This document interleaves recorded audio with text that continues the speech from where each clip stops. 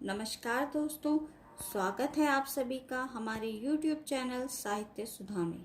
दोस्तों, पिछली वीडियो में हम हिंदी नेट JRF की 10वीं यूनिट के पाठ्यक्रम से परिचित हो चुके हैं। जो बच्चे 10वीं यूनिट के सिलेबस को जानना चाहते हैं उनके लिए वीडियो का लिंक मैं डिस्क्रिप्शन बॉक्स में दे दूंगी, तो आप उसे देख सकते हैं। और अगर आपको मेरी वीडियो अच्छी लगे तो इसे लाइक, शेयर, सब्सक्राइब करना ना भूलें। तो चलिए देर ना करते हुए हम आज के विषय की ओर चलते हैं। हमारा आज का विषय है रेखा चित्र।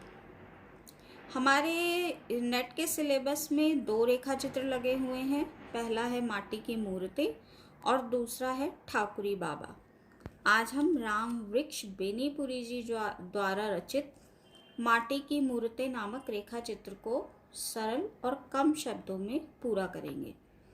माटी की मूर्तें रेखा चित्र पढ़ने से पहले हम जान लेते हैं कि रेखा चित्र आखिर होता क्या है। रेखा चित्र शब्द अंग्रेजी के स्केच शब्द का हिंदी अनुवाद है। जैसे हम किसी चीज का स्केच बनाते हैं ना, हिंदी की इस विधा में क्रमबद्धता का ध्यान ना रखते हुए किसी भी व्यक्ति की जो उसमें रेखा चित्र में पात्र हैं उनकी आकृति, चाल ढाल, स्वभाव तथा अन्य विशेषताओं को शब्दों के माध्यम से उनका सजीव चित्रण किया जाता है।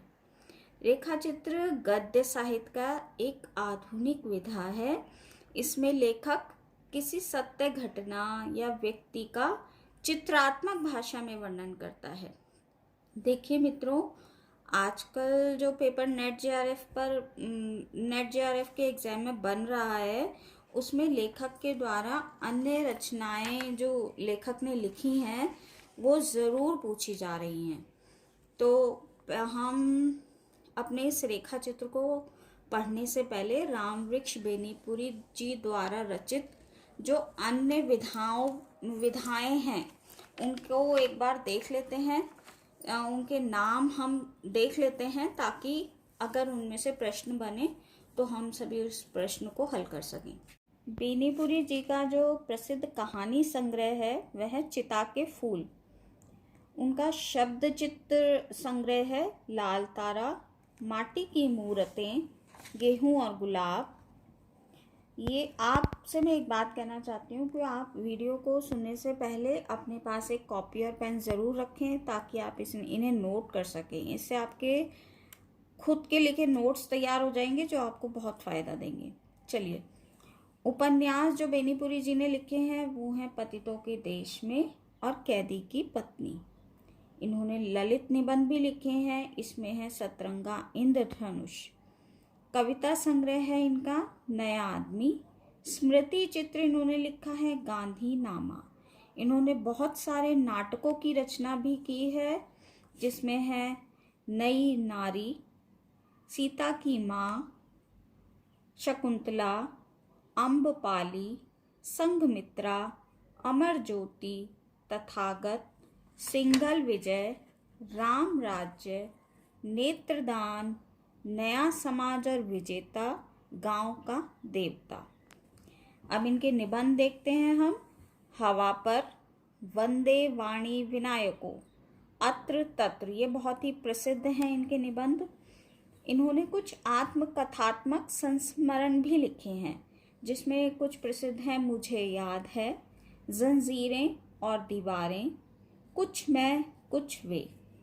इनके कुछ प्रसिद्ध यात्रा साहित्य हैं पैरों में पंख बांधकर उड़ते चलो उड़ते चलो। जीवनी है, इन्होंने जीवनियों की बहुत रचना की है जिनमें इनकी प्रसिद्ध जो जीवनियाँ हैं वे हैं लंगट सिंह, शिवाजी, विद्यापति, गुरु गोविंद सिंह, जयप्रकाश, कार्ल मार्क्स आदि इनकी कुछ लिखी गई जीवनियाँ हैं। माटी की मूर्तें वर्ष 1946 में प्रकाशित हुआ। इस संग्रह में इन्होंने समाज के उपेक्षित पात्रों को केंद्र में रखा। उपेक्षित मतलब जिनको समाज में बहुत ज़्यादा महत्व नहीं दिया जाता है। इस संग्रह में लगभग 12 रेखा चित्र लिए गए हैं जिसमें ये 12 रेखा चित्रों के नाम मैं बता देती हूँ। रजिया, बलदेव, सरजू भैया, मंगर, रूपा की आजी, देव, बाल गोविंद भगत, भौजी, परमेसर, बैजू मामा, सुभान खां और बुधिया। ये 12 रेखा चित्रों के विषय में हम थोड़ा थोड़ा जानेंगे। इस संग्रह के इन रेखा चित्रों के बारे में मैथिली शरण गुप्त जी की कुछ लाइनें बहुत अधिक प्रसिद्ध हैं, इसको भी हमें जान लेना चाहिए। मैथिली शरण गुप्त जी कहते हैं कि लोग माटी की मूर्तें बनाकर सोने के भाव बेचते हैं, पर बेनीपुरी सोने की मूर्तें बनाकर माटी के मोल बेच रहे हैं। कितनी अच्छी बात कही है मैथिली शरण गुप्त जी ने। इस संग्रह में गांव के साधारण से चित्रों को बेनीपुरी जी ने बिल्कुल जीवंत रूप दे दिया है। चलिए बारी बारी से इनके जो रेखा चित्र हैं, पात्र जो हैं, उनके विषय में जान लेते हैं। सबसे पहले हम जानेंगे रूपा की आजी। ये अत्यंत ही मार्मिक शब्द चित्र है। पूरे गांव में अंधविश्वास व्याप्त है। पूरे गांव में, जिस गांव में रूपा की आजी रहती हैं, वहां पर पूरे गांव में अंधविश्वास फैला हुआ है। रूपा की मां की मृत्यु के बाद आजी ने ही उसे पाला था। रूपा की आजी के विवाह के बाद सारा परिवार मृत्यु को प्राप्त हो जाता है, जिस कारण उन्हें लोग डायन कहकर पुकारते हैं। अंधविश्वास का सबसे बड़ा ये प्रूफ है कि लोग उन्हें डायन, चुड़ैल, इन सब चीजों में विश्वास करते हैं वहां के लोग। इसी अंधविश्वास के कारण लोगों द्वारा मारे जाने पर वह कुएं में कूद जाती है और मर जाती है। यानी रूपा की आजी जो है वो एक मरा हुआ शब्द चित्र है, जो पहले मर चुकी हैं। दूसरा रेखा चित्र है, दूसरा पात्र है मंगर। मंगर एक हलवाहा है। उसकी पत्नी का नाम भकोलिया है। मंगर अत्यंत मेहनती है। उसके जैसा मेहनतकश हलवाहा पूरे गांव में कोई नहीं है। वह एक अत्यंत गरीब व्यक्ति है, स्वभाव से थोड़ा रूखा है, परंतु बहुत ही ईमानदार है। उसके 2 संतानें हैं। इसके बाद हम जानते हैं रजिया का पात्र, जो कि बहुत इम्पोर्टेंट है। रजिया एक निम्न वर्ग की बालिका है और चूड़ी बेचने का काम करती है। चूड़ी हारिन है वह। रजिया बेनीपुरी जी के जीवन से जुड़ा हुआ एक ऐसा चरित्र है जिसे उन्होंने बहुत बारीकी से बुना है। रजिया से उनका एक ऐसा आत्मीय रिश्ता था जो ना दोस्ती के दायरे में आता है और ना ही प्यार के।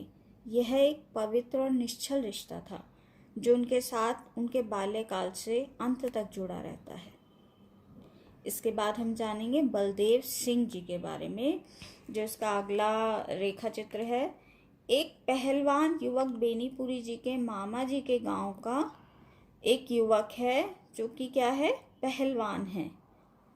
और उसके पिता बचपन में ही मर गए थे और उसकी माता उनके पिता की मृत्यु के बाद उन्हें अपने साथ मायके ले चलती हैं। लंबे समय के बाद वह गांव में वापस आता है और पहलवानी से ही दूसरों की मदद भी करता है, लेकिन बाद में इसी पात्र की हत्या कर दी जाती है। हमारा अगला पात्र है सरजू भैया। बेनीपुरी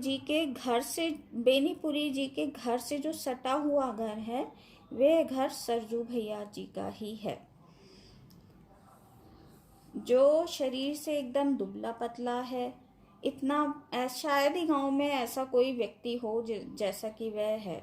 वह अपने पिता की एक इकलौती संतान है और बेनीपुरी जी को अपना छोटा भाई मानता है। इसका सारा घर बर्बाद हो जाता है क्योंकि सूदखोरी का कार्य ये लोग करते थे। तो उसके बाद ये दूसरों की सेवा करता है और इसकी 5 बेटियां हैं। उसकी पत्नी की जल्दी ही मृत्यु हो गई थी। अगला जो पात्र है वह है देव। बेनीपुरी जी के बचपन का ये मित्र है, बचपन का साथी है, जो कि निडर और बहुत बहादुर है। इस रेखा चित्र का कथा सन 1930 और 32 के आसपास की है, जब बेनीपुरी जी पटना कैंप जेल में आज़ादी की जंग में शामिल होने के लिए बनते, वहीं उनको ये देव मिला था और उनका एक साथी नेता बन गया था। अगला पात्र है बाल गोविंद भगत। ये जाति से तेली है तथा कर्म से ब्राह्मण से भी उच्च, यानी जाति तो उसकी तेली की है लेकिन उसके कर्म इतने अच्छे हैं कि मतलब ब्राह्मण भी उसके आगे कुछ नहीं है। उसकी उम्र 60 वर्ष के ऊपर है। उसका एक बेटा और उसकी बेटे की पत्नी है।